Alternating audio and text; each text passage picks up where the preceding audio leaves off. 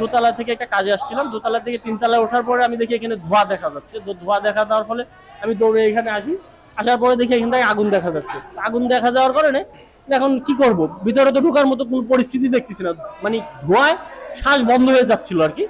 এক পর্যায়ে চেষ্টা করে ওই পাশের যে মানে আমাদের পোস্ট অপারেটিভ রুমের যে ওয়ার্ড বয় বাইরে ছিল তাদের হেল্প নিয়ে পোস্ট অপারেটিভের 7 জন রুগী ছিল, অপারেশন করা রুগী।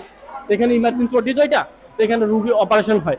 তো আপনার 6টা মেবি 4টার দিকে ওটি বন্ধ হয়ে গেছে, মানে ওটির কাজ আর চলেনি। তো এখানে রুগীরা ছিল, রুগীদের বের করে নেওয়া হয়েছে। রুগীদের বের করে নেওয়ার পরে পরে ভিতরে শুনি যে ভিতরে আমাদের সিস্টাররা পাড়া রয়েছে, মানে এখানে 3জন সিস্টার আপা ছিল ওটি। তো সিস্টার আপারা থাকার ফলে সিস্টার আপাদের বের করবো কি করে, আমরা ভিতরে ঢুকতে পারতেছিলাম না। পরে ফায়ার সার্ভিস ভাইদের বলা হয়েছে যে ভাই ভিতরে আমাদের লুক রয়েছে।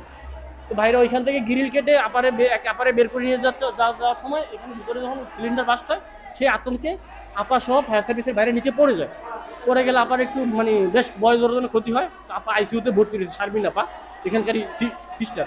আর আমাদের এখানে ইনচার্জ আপা ছিল, ওটির যে ইনচার্জ আপা তার বাচ্চা এখানে ছিল। তো তাদেরকে ফায়ার সার্ভিসের বাইরে আরেকজন আপা ছিল, নৌরিন আপা, ওনারা এখানে ছিল। এখানে ফায়ার সার্ভিস বাইরে এখান থেকে ওনাদের উদ্ধার করে নিয়ে গেছে। তো আমরা চেষ্টা করা পোস্ট অপারেটিভের রুগীগুলো প্লাস আইসিউর রুগীগুলো আমরা এখান থেকে বের করেছি, বের করে নিয়ে গেছি। আলহামদুলিল্লাহ তারাও মোটামুটি সেফ আছে।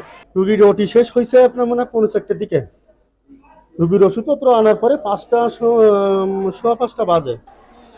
তখন আমার কলিগকে বলতেছি, রুগীগুলোর কাজ কর, মহিলা রুগী, আমি একটু রেস্ট নিই। তারপর ভাই আপনি কিছু খেয়ে রেস্ট নিন। একটা কেক ছিল, আমি খেয়ে কেবলমাত্র ওই কর্নারে বেডটা ফাঁকা, ওই বেডে একটু হাত হয়েছে। এর ভিতরে একটা গন্ধ পাচ্ছি। আমি বলছি কয়েল তো আমার এপাশে জ্বালানো, ওপাশে তো কোনো কয়েলটা কিছু না, আগুন টাগুন তো কিছু না, তাহলে এপাশে কিসের গন্ধ? আমার ইনচার্জ বলতেছে দামি দেখো তো ওই পাশে কিসের গন্ধ বেরোচ্ছে। আমি যাই দরজা ধাক্কা মারিছি, ধাক্কা মারলে আগুন আর ধোঁয়া এসে আমার মুখে লাগেছে। আর কিছু দেখতে পারি না, শুধু ধোঁয়া আর ধোঁয়া। আমার আপা ছিল ইনচার্জ, উনি ছিল, আমরা ছিলাম। ওই দরজা ভেঙে রুগী টুগী সব এই সাইড দিয়ে বের করে ফেলেছি।